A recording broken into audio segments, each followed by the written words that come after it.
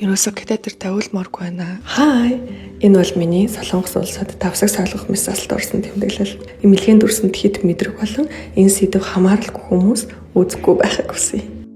Унтуулгатай орно. За бараг 4 юм нэг дараа явагдах гэдэг байхгүй.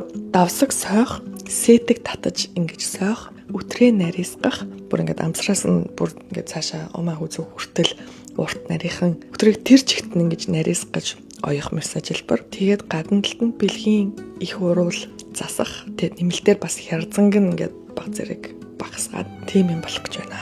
Ямар ч төсөөлөл алгал байна л та. Ямар байх юм. Энэ хартаа Trinity эмнэлгийн хаалгааны өмнөх өрөө нь бүр яг буудал шиг юм тухтай өрөөд юм байна. Тэгээ би энд ганцаархнаа хаалгааны өмнө болон дараа энд байж байгаа. Би 2022 он болон 23 онд жил дарааллаж төрөөд тэгээ 25 оны 5 дугаар сард давсагны унжилттай гэдэг оншоо тодруулсан юм.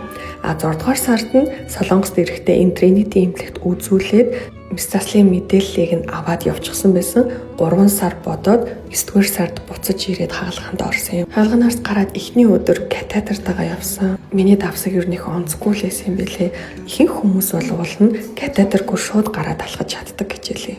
Trinity эмнэлэг Sensor Station-ы 2 дугаар гарцаар гараад Starbucks-тэй байрны 3 давхарт байгаа. Энэ хоёр эмч маань хоёулаа эмэгтэйчүүдийн яг энэ мессаслаараа нэлээд дагнсан. Олон жилийн туршлагатай болохоор надад их найдвартай санагдсан.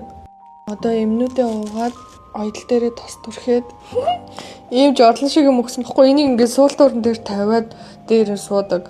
Тэгээд йодын ус малтай цэвэрлэгээр цэвэрлэнэ. Өдөрт 2 удаа. Манай хонгороо баярлалаа. Эмэгтэй хүн болж төрснөөх олон л юм үзэх юм да. Нэг аялал манай ямар хөө байлаа. Хамт байсан баярлалаа. Дараагийн бичлэгээр үр дүнгээ олцсон.